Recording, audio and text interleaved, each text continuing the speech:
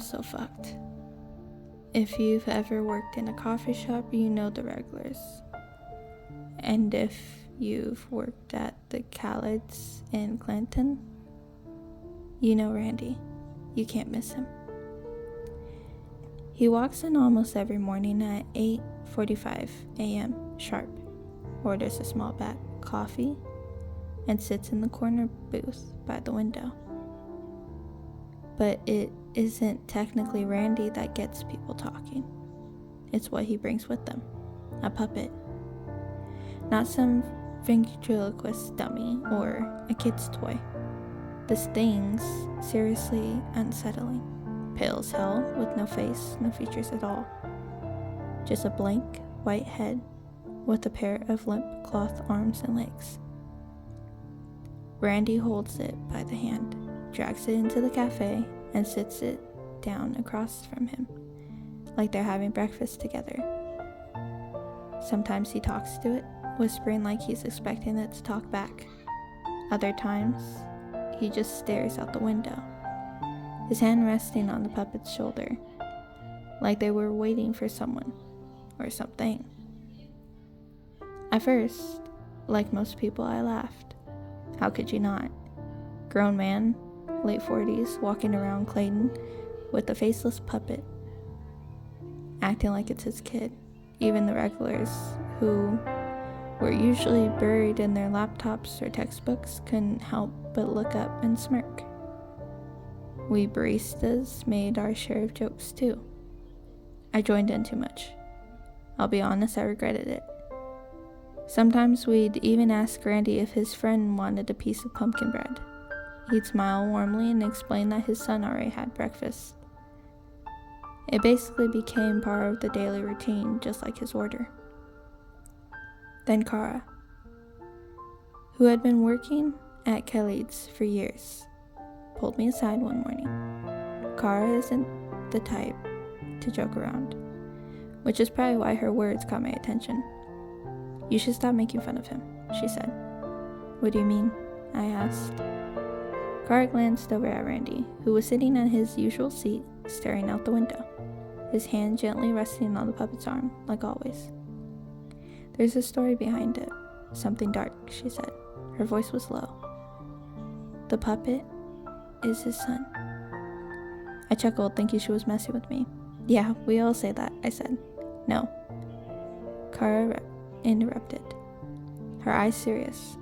"I mean his real son, the one who died." "What?" 6 years ago, Randy's son tragically drowned at a lake. The kid was 10. Jesus.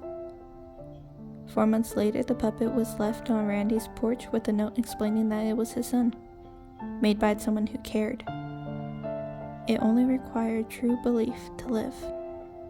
That's the dumbest, I started saying before being cut off. Maybe it's like the whole cracker and body of Jesus thing the Catholics believe, Marcy said, another barista who had been eavesdropping.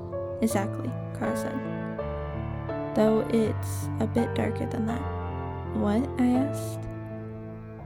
Part 2 of the story is that the spirit of whatever the thing is has to take lives to keep living for Randy. And when you see the puppet for who it really is, you know you're next. You're toast. "You die?" I said aloud. "That's what your toast means?" she scoffed.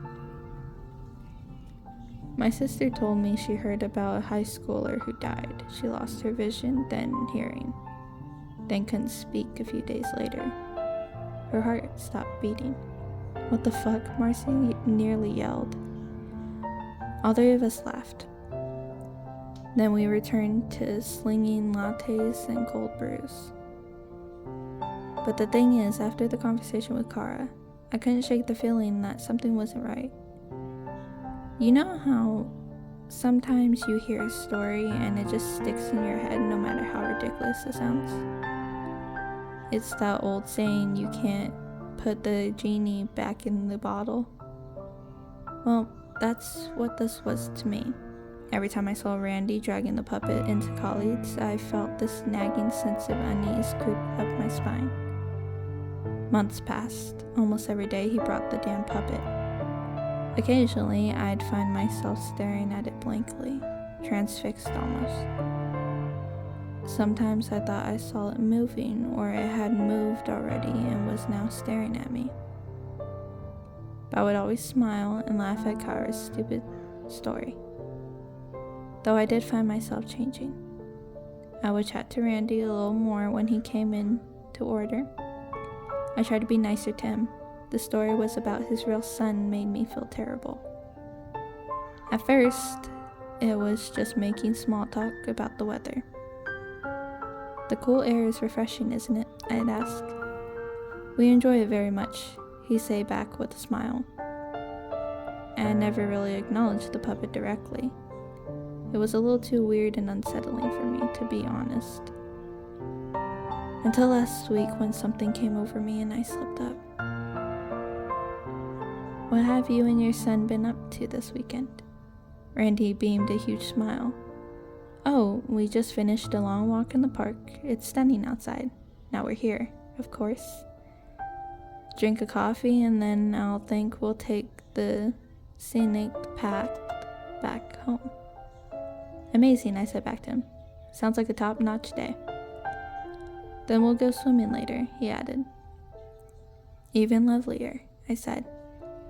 Randy stared at me for a long while, as if he was studying me. The gaze was so deep and eerie that it made the hairs on my arms stand up. You're a good boy, aren't you? I didn't know how to respond. Let me grab your coffee, I said with the forced smile. I watched Randy the rest of the morning and noticed he couldn't stop smiling and talking to the puppet about random things.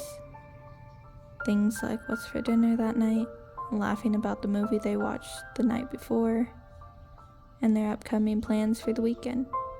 Sure. He kept repeating as he nodded along to whatever he believed the puppet was saying to him. We could do that, sure. Then he left as usual, and I breathed a sigh of relief. But this morning, while I was making a pumpkin cold brew for a customer, I found myself looking and gazing out our big shop windows out at the park across the street. When I saw it, the world went silent. In the distance, I saw Randy walking in the park, pointing at all the trees, whose leaves are just beginning to change color, while grasping the hand of a young boy beside him. A real boy. My stomach dropped. I couldn't believe it. My heart pounded in my chest as something urged me towards the windows. I had to get closer. There was no way. I pressed my face against the cold glass, hands trembling as I tried to focus. But the more I squinted, the blurrier Randy and the boy became. I closed my eyes and rubbed them as hard as I could, telling myself it had to be a coincidence. When I reopened them, all I saw was blackness. I'm so fucked.